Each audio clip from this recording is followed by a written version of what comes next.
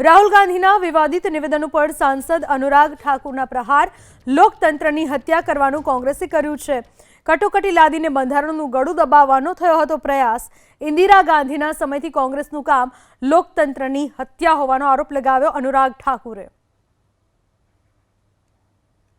भारत के संविधान को तहस नहस करने वाले कोई और नहीं, कांग्रेस पार्टी और गांधी परिवार रहा है। क्या यही काम रह गया है? पश्चिम बंगाल में चुनाव की हार, असम में चुनाव की हार, पुडुचेरी में चुनाव की हार, और उसके बाद बिगड़े बोल राहुल गांधी जी के बताते हैं कि आत्मचिंतन मंथन करने की बजाय अपशब्द बोलने पर कांग्रेस पार्टी आ जाए तो कांग्रेस का दिवालियापन और कांग्रेस के नेतृत्व का दिवालियापन दिखता है।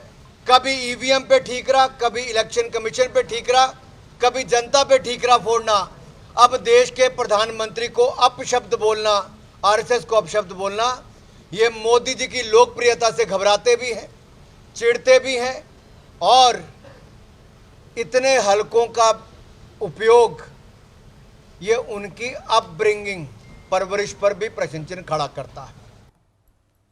રાહુલ ગાંધીના વિવાદિત નિવેદન પર હર્ષ સંઘવીના પ્રહાર, જેને દેશભક્તિ સાથે કોઈ લેવા દેવા નથી એ વાત કરે।